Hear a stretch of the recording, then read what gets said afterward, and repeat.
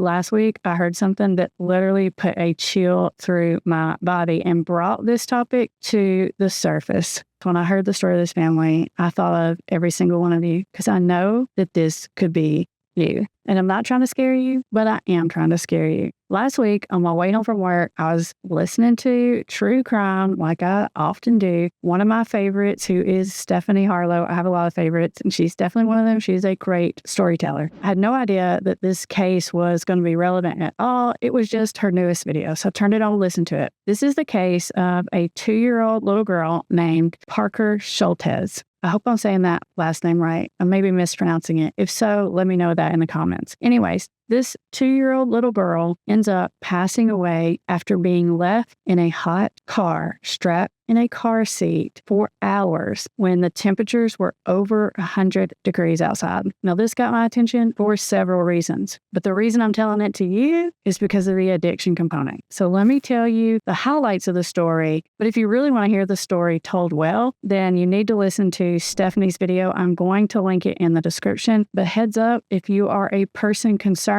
about children living in an addicted household, this may be very triggering for you. So here are the highlights of the story. So can't remember what state these people were in, but it was a hot state. I don't know, like Arizona or something. There's a family, a husband, a wife, and they have 3 daughters, all under the age of 8, 5. And the youngest one I do know is 2 years old, and her name was Parker. The mom was the main breadwinner. She was in the medical profession. I want to say she was an anesthesiologist or something like that. And the dad apparently stayed home and was the primary caregiver for these 3 daughters. So the story starts out where the dad, Christopher, was driving around on this really hot day. First, I think it's like he was supposedly going to a doctor's office to make some kind of doctor's appointment. Then he was maybe stopped at the gas station or something, I want to say. And then he stopped at the grocery store to get some things for dinner. Based on what he bought, sounded like he was making tacos. Anyways, what's important about this part of the story is that you can watch that video footage and see that he actually is shoplifting alcohol. But this is particularly interesting because it's clear that he has money to purchase alcohol. So the first question is why is he shoplifting it? Because he pays for other things, but not for the alcohol. And immediately when I heard this part of the story, because you guys know, because of what I do, I have a sketch star brain. And immediately my thought was, he's trying to get that alcohol in a way that his wife can't see it. I just couldn't think in my mind any other reason because he has the money to pay for it.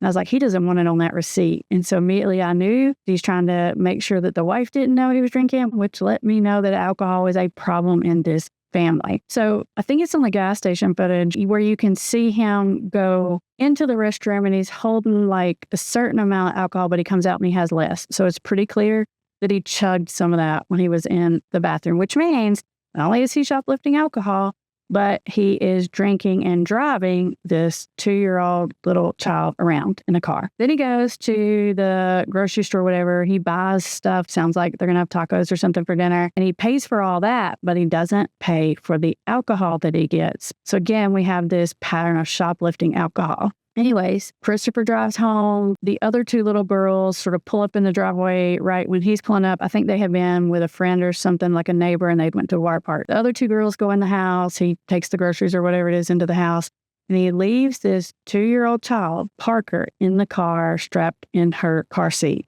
Now, according to him, she was asleep and he didn't want to wake her up, and he left the car running. And a few hours later, the wife, Erica, comes home and she says, "Hey, where's Parker?" And he says, "I don't know. She's probably playing." And then they look and then he's like, "Oh my God, she's in the car." So the mom runs out to the car. She finds Parker still strapped into the car seat, in the back seat of the car, in the direct sunlight, non-responsive. And of course, immediately she knows what is happening because she's a doctor. So of course, they call 911. She starts CPR. And if you watch Stephanie's video, you can hear the 911 call and you can see the body cam footage of when the first responders show up. But I'm telling you, it's triggering. So proceed with caution here. So when the first responders are asking him questions about what happened, he says, she was in the car, she was asleep. I think she was out there 30 to 45 minutes. I left the air running, but my car has this thing where the air kicks off, which is important because it's a piece of evidence that shows that he knows that the car kicks off. He says she's only out there like 45 minutes, but the evidence shows that she was out there for over 2 hours, like a long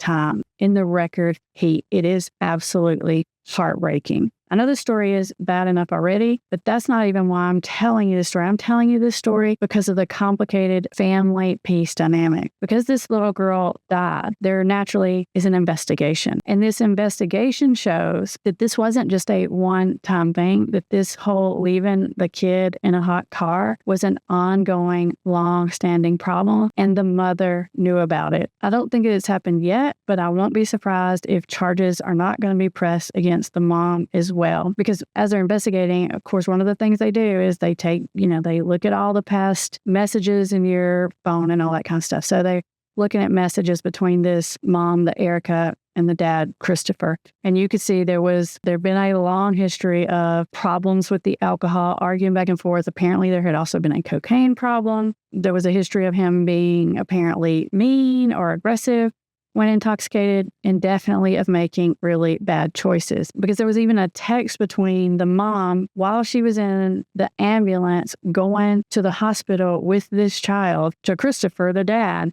saying, "I can't believe you did this. We've talked about this before. I told you not to leave them in the car. You killed our baby." It's just terrible, but it is clear that this had been a long-standing problem. In fact, there was some interviews with the older kid who said that this had been a problem, that the dad had left them in the car many times and that they would have to scream really loudly to get his attention to come and let them out of the car. So this had been a long-standing problem, and it was obvious that the mom knew about it. It's complicated and it's hard, and she's working all these hours a week, and he's the one that takes care of the kids. And of course she wants to believe in him. And I don't know for sure, but in my mind, I'm imagining that she's thinks that he's dealing with it and that he's gotten it under control. And the reason I think that is because he's sneaking around to get the alcohol by not purchasing it, not leaving the record of it, which means that she's really watching over it. And so in her mind, she's watching it, it's better.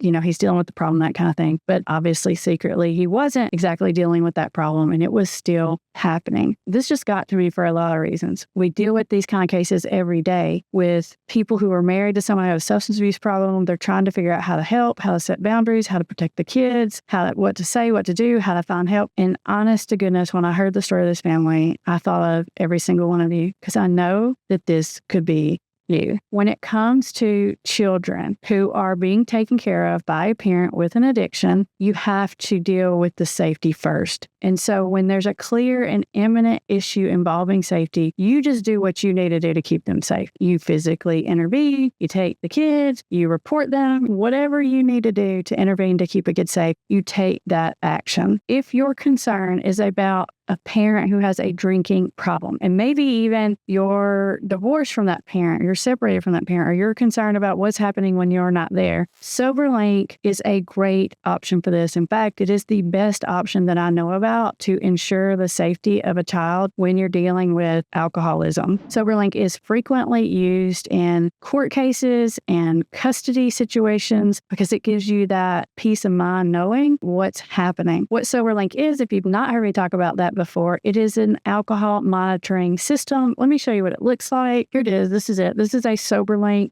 It's not just a breathalyzing device. It is a breathalyzing device, but it's more than that. It's a whole system. You can buy a breathalyzing device anywhere. You can order them on Amazon. And yeah, they work. They'll give you the alcohol test number or whatever. But I'm recommending Soberlink because this works as a preventative, which is very important. You're not trying to catch someone making a bad decision, especially when it comes to a situation where children's safety is involved. I'm not trying to catch you after the fact. You're trying to prevent it from happening in the first place, and Soberlink does that. The way that it works is there's a schedule set up for the person to be tested, usually to start out with 3 times a day, in the morning when they wake up, before bed, and somewhere in the middle. The good thing about Soberlink is it's flexible, so you can make it work with someone's schedule. You can make that schedule different each day if need be. Then the person gets a text message that reminds them that they have to take a test, and they have an hour to take it before it's considered late or missed or anything like that, which is what makes it so doable, because you can do regular life and make that work. If you've got a whole hour, you can excuse yourself to go to the restroom or something like that. It gives you the ability to kind of step back, take the test. It literally takes 20 seconds, nothing to it. And then when you take the test, the results are uploaded to the Soberlink cloud, kind of like the iCloud. And those results can then be communicated automatically to whoever is set up as a support system. So maybe if it's a parent and they're separated or something, those results, maybe they go to the other parent. Maybe they go to the person's sponsor, to the person's counselor, whoever it is that's kind of managing the situation. And yes, they can go to multiple people if need be. It has facial recognition inside the device, which means you can't use some kind of alternate source of air. I've had people try. It's taking a picture. It knows it's not your face.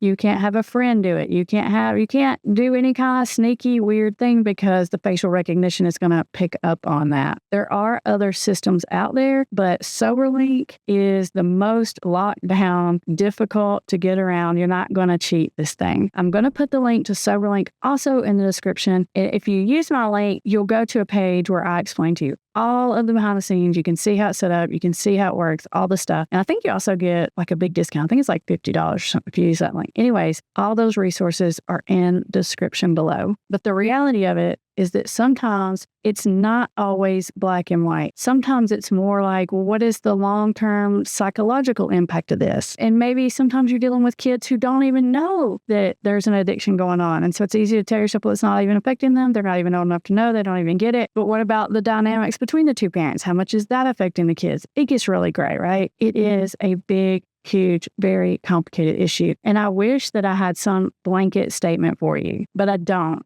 What I do have for you is when there is a clear physical safety issue involved, you deal with that first. You take everything else I say and you put it over here on hold and you deal with the safety first. And then once that immediate issue is dealt with, then you can kind of move back over into my techniques about how to get through to someone, not play the bad guy, all that kind of stuff. I can tell you that more than 20 years of dealing with people who have addictions, when someone's child is upset with them because of their addiction, they almost always blame the other parent and say that the other parent has pit the kid against them. And occasionally, the other parent has done some things to kind of throw the addicted parent under the bus. But most of the time, the kid can see it for themselves. They may not know exactly what the parent is doing, but they know that there's an issue and they don't like how the other parent is behaving and they don't like that it's inconsistent.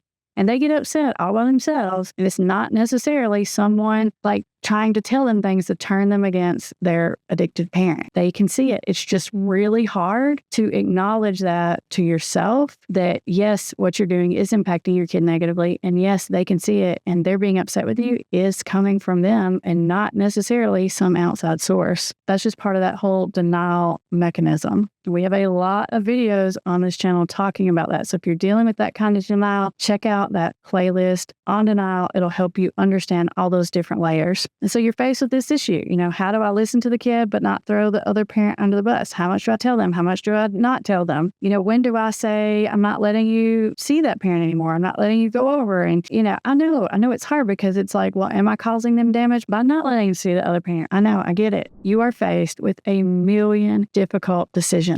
And because each of your situations is slightly different, I don't have a way to tell you on a video exactly what to do. In fact, I've thought of a lot of different safety situations, but I had never thought about how addiction could lead to a child being left in a car unattended. It just didn't really pop in my head. Of course, you think about, drinking and driving, you think about like domestic violence, you think about some of these other ways about being exposed to drugs, being exposed to other drug users, all these ways. But that's what I mean when I say there's all these situations that can occur that are just frightening. If you are faced with a situation like this and you need a sounding board or someone to think through these situations with, we do have family coaches who are experts in dealing with addictive family dynamics. You can set up a consultation with them and they will be happy to help think through your situation with you, bringing in all of those complicated dynamics, like all the different players involved, the dynamics between everyone, the ages of the children, the specific concerns that you have. If you need some help thinking through that, I will put the links in the description below. I know that this is a very sensitive and difficult topic. I hope it's been helpful for you. Let me know what you think in the comments below and definitely check out all of those resources.